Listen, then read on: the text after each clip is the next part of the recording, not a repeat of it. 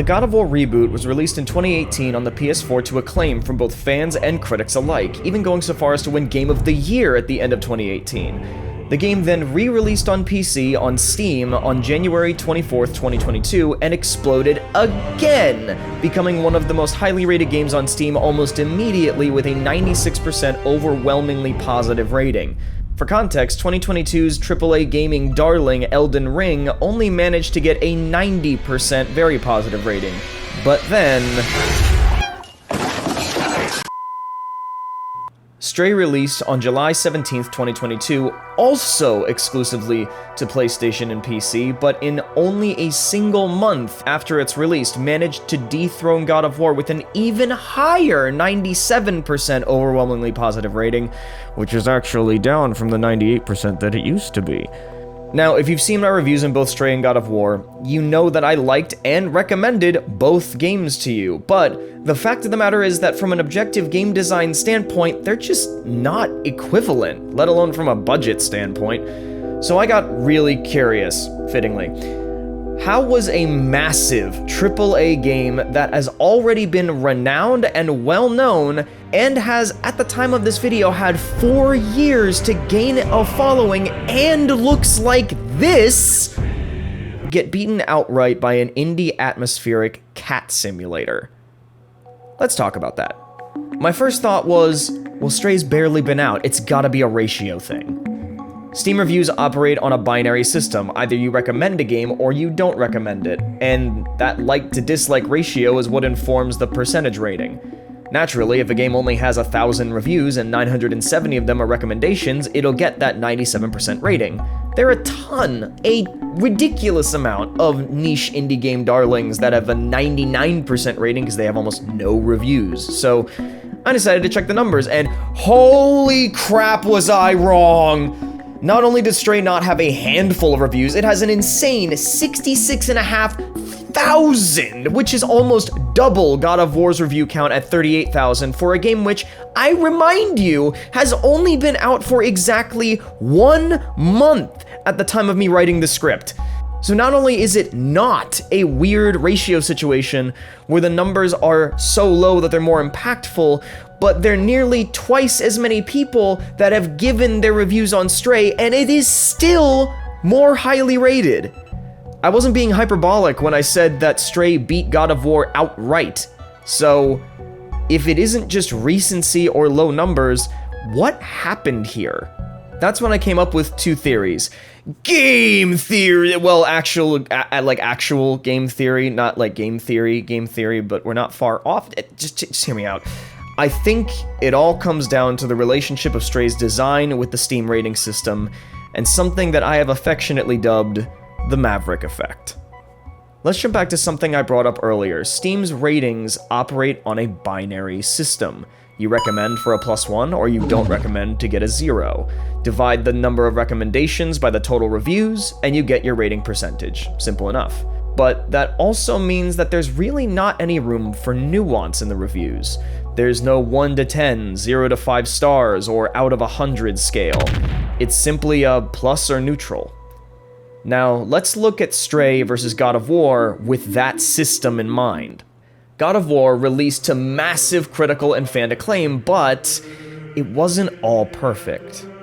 God of War did something that human beings notoriously aren't a fan of. God of War changed. Unlike previous God of War games, where the camera is often zoomed out to show an entire room in order to show off the frenetic, chaotic, combo-based hack-and-slashy gameplay akin to something like Devil May Cry, God of War has a fixed, close-in camera, with the gameplay still being combo-based hack-and-slashy, but being much more firmly grounded and trading its faster pace for more intimate and brutal combat. And almost more importantly, Kratos himself, the character that fans had known for nearly 2 decades, changed. He went from a revenge-fueled madman who was literally too angry to die to a jaded and disciplined father figure who was literally too angry to not scowl. Whether or not you agree that this is a well-written or appropriate evolution of Kratos as a character, it can very easily be viewed as not the same Kratos that fans had grown up with since the mid-2000s. God of War is an incredibly well-made game with a huge amount to like, but it also made changes that made some longtime fans feel alienated. It gave some fans a reason to not recommend. In contrast, we have Stray, a standalone game that's the first in its franchise with no prior fans to either excite or disappoint. A blank slate. So, while it has none of the benefits of a returning audience, it also doesn't have to deal with the consequences of automatically upsetting some of that audience that doesn't exist yet. With that being the case, we come down to the ultimate fact of the matter in terms of how these two games are designed and the relationship with the Steam system. Stray is just completely inoffensive. Its protagonist is cute, its companion character is cute, the OST is relaxing and chill.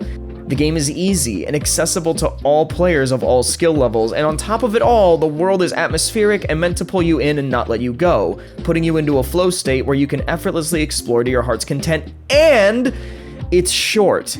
It's not much of a time commitment. There truly is very little to dislike about the game for the vast majority of normal people, and so, people didn't. It feels like a game that was purpose-built to win at a rating system like Steam's. The game isn't just likable, but it's also very, very easy to recommend to virtually anyone, from full-time working adults like myself to kids who have all the time in the world, from gaming veterans to scrubs. Due to its ease of play and lack of necessary time investment, it can be recommended to anyone. But that's only half of this equation. For the rest of our answer, we have to go to the movies. The Maverick effect is a term that I came up with after having seen Top Gun Maverick a few too many times in theaters, and I began questioning why I, and literally everyone that I had gone to see it with, liked it so much. And I'm obviously not the only one, because when you check its earnings versus its budget, Top Gun Maverick has had more proportionate income than Avengers Endgame. So, what in the world happened there? Well, it was subject to what I've affectionately dubbed the Maverick effect. The Maverick effect is what a piece of media is subjected to when it both A, fulfills a niche that isn't being catered to or hasn't been catered to in a long time, and B, is unlike anything that has come out in the last 8 to 10 years and is therefore out of public consciousness.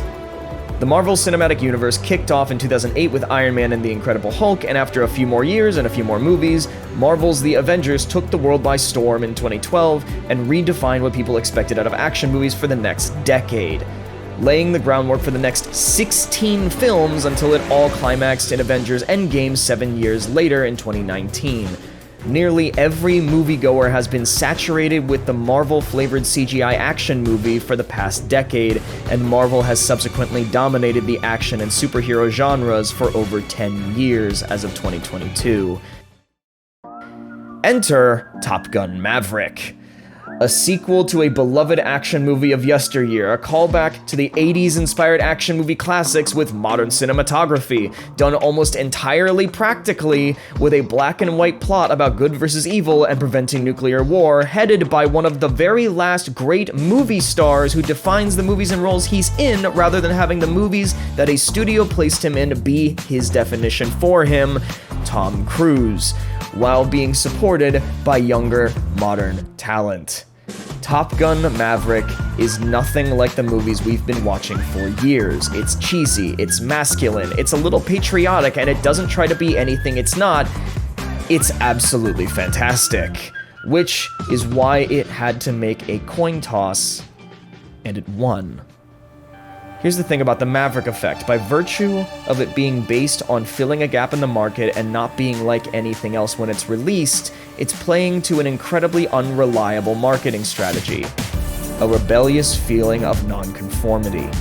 It breaches the comfort zone of the audience that it's trying to gain the attention of, which, when done well, gives you a 50-50 shot. Either it will be beloved because its uniqueness will make it refreshing and therefore desirable over its competitors, or it will be shunned and fail because its uniqueness will make it different from what the consumer has come to expect and desire, and so they won't consume it. Stray, I believe, won that coin toss, and due to the Maverick effect, gained not only high praise, but also a tremendous amount of awareness, which led to it snowballing into the position that it is in now. Stray is different. Stray is unique. And Stray is unlike almost anything in the last 10 years with very little competition, and at the time of the release, no one was doing what Stray tried to do. And that's why I believe a stray cat managed to beat the god of war. Thank you guys all so much for watching. I really appreciate you going all the way to the end. And since you made it here, please consider subscribing. I'm a tiny little baby channel that's just trying to grow, and every like, share, and subscribe, and so on helps me out immensely, and I really, really appreciate that. Also, I've got a gaming channel that I split off from this one in order to keep the content more focused, with this one being more gaming review and gaming essay kind of things, and that one being actual gameplay. So please check that out if you like what I do, and as always, I have been Lone Wolf EX. I'll see you all next time.